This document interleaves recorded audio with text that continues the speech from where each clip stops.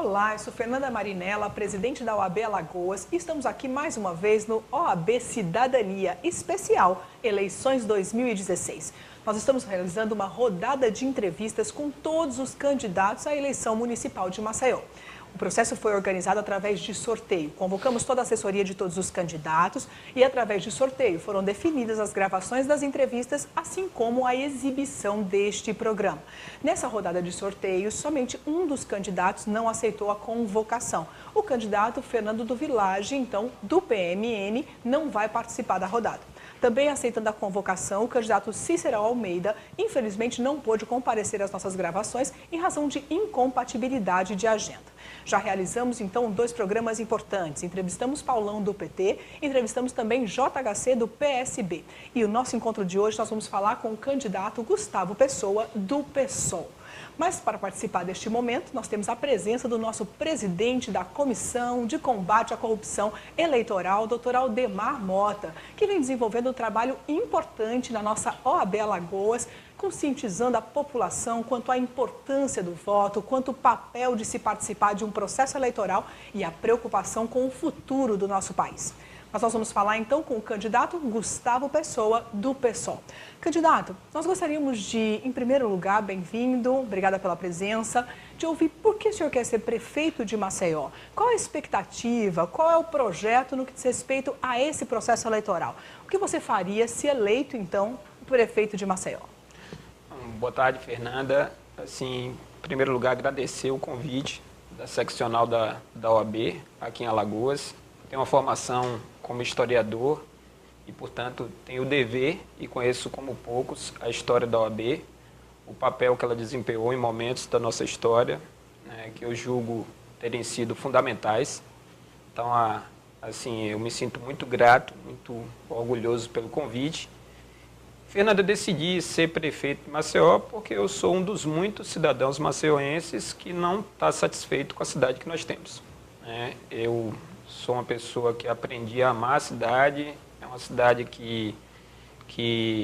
na qual eu me sinto em casa, mas eu tenho, como muitos cidadãos maceioenses, a sensação de que essa cidade poderia ser uma cidade muito melhor. A cidade, ela historicamente, ela está condenada a um atraso, né, a conviver com mazelas que já poderiam ter sido superadas há muito tempo. E eu entendo, Fernanda, que essa insistência, né, na permanência de estruturas arcaicas, atrasadas, essas mazelas sociais, não podem ser debitadas na minha conta e na conta do meu grupo político. Maceió vem sendo governada há décadas, porque não há séculos aí, né, se a gente pegar como refração todo o século XX, pelos mesmos grupos que representam os mesmos interesses, e você conhece tão bem quanto eu quais são os indicadores sociais dessa cidade em matéria de educação, analfabetismo, mortalidade infantil, acesso à água, esgoto. Então eu me pergunto, como a gente pode estar tão insatisfeito, né, com a cidade que nós vivemos e como a gente pode insistir nos mesmos grupos políticos. Então é nesse sentido que eu lanço a minha candidatura e a convocação para que a gente possa entender essa mensagem e criar a partir disso uma campanha de engajamento para que as pessoas possam ser os verdadeiros atores sociais desse processo. Muito bem, candidato. O nosso tema agora é saúde. Nós sabemos que a nossa realidade aqui ela é muito séria. Segundo as pesquisas do IBGE, cerca de 90% dos maceioenses dependem do SUS. Qual é o seu projeto? Sabemos que esse tema não é um tema que se atua isoladamente em âmbito municipal. Mas qual é o seu projeto para a saúde pública da cidade de Maceió, se eleito prefeito? Então, Marinella, na apresentação inicial eu fiz uma consideração sobre os nossos indicadores. E alguns desses indicadores mais alarmantes estão justamente na área de saúde, onde os serviços prestados são extremamente precários. Nós sabemos que a Constituição de 88 e alguns avanços que foram engendrados depois conferem ao Poder Municipal a gestão de recursos que são gerados pelo governo federal e pelo governo estadual.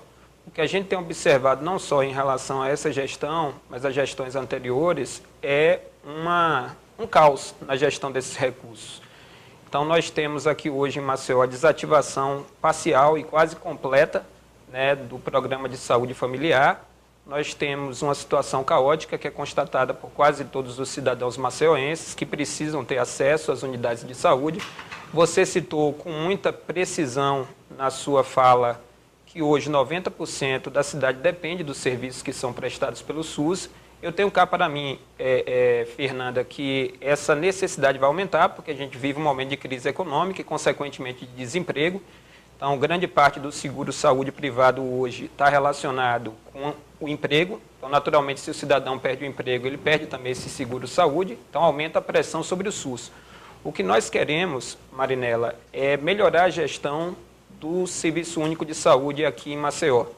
A gente pretende reativar, nos próximos 2 anos de gestão, o Programa de Saúde Familiar para desenvolver aqui um trabalho pesado no que se refere à saúde preventiva. Nós temos alguns programas que dependem necessariamente da reativação do Programa de Saúde Familiar, como, por exemplo, o Programa Saúde para o Idoso, que consiste em levar médicos para idosos, portadores de doenças crônicas, com dificuldade de mobilidade. Mas tudo isso, Fernanda, só vai ser possível com a reativação do PSF e com melhor gestão desses recursos. Muito bem. E para falar de mobilidade urbana, eu convido o nosso presidente da Comissão de Combate à Corrupção Eleitoral para fazer a pergunta, então, a respeito do tema, doutor Aldemar Mota. Candidato, o Brasil como um todo, mas no caso especial Maceió, vive uma realidade em que a cidade é preparada para automóveis. Não é? Mas sabemos que a parcela maior da população ela não tem condições, muitas vezes, de ter acesso ao automóvel particular, ao transporte particular.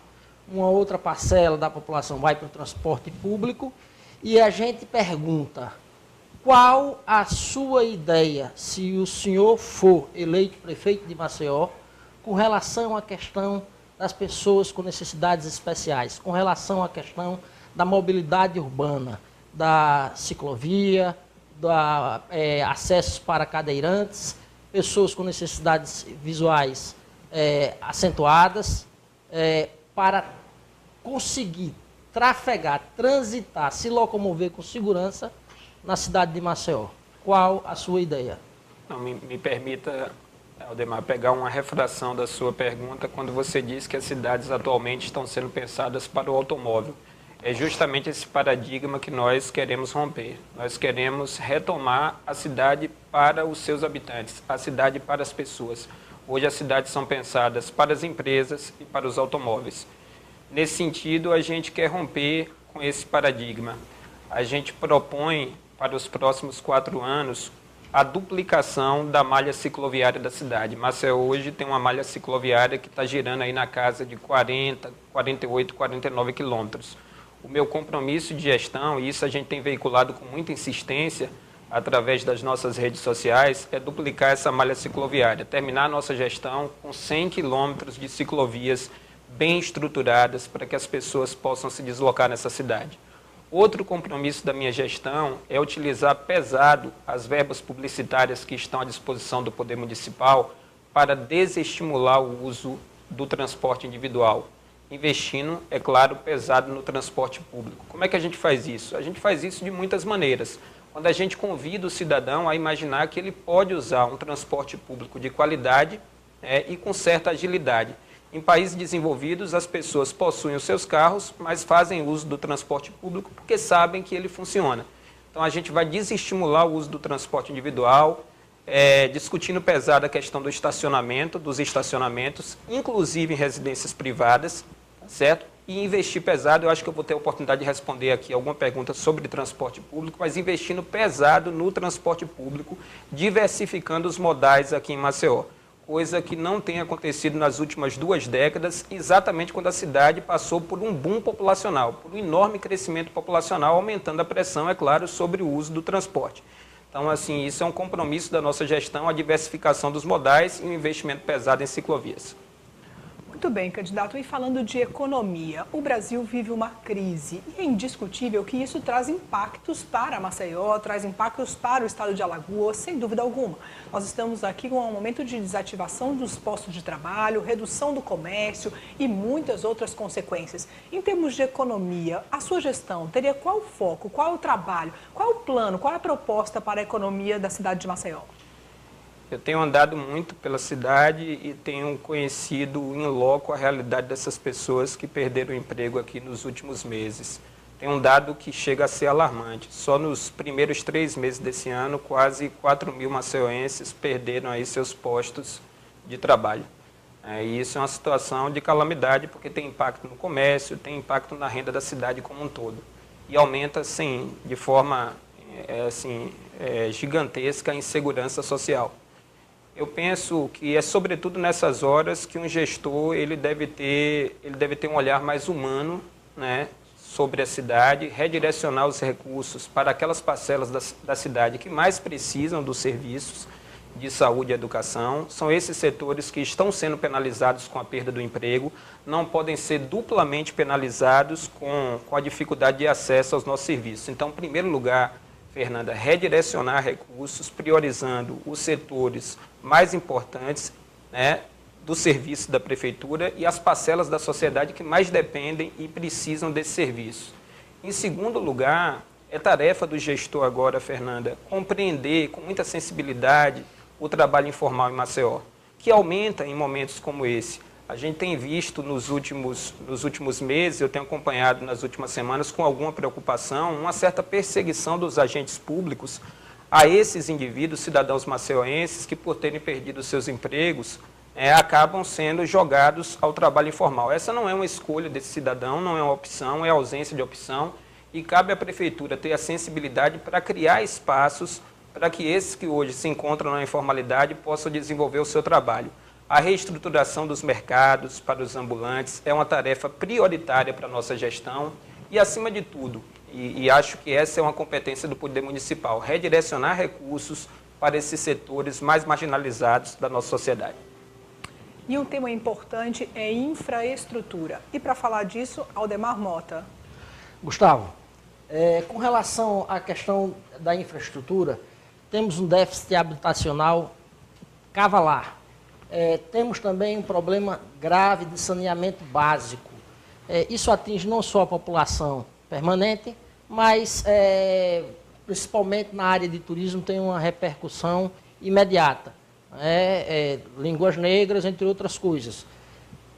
Assumindo, ganhando a eleição, qual a sua proposta para o maceioense acerca da infraestrutura? Então, eu tenho dito com muita insistência que a gente só vai ter uma cidade mais acolhedora para aqueles que nos visitam quando a gente conseguir ter uma cidade mais humana para aqueles que moram nela. Maceió hoje sofre com um déficit de cerca de 50.000 residências e nós temos inúmeros imóveis vazios na cidade.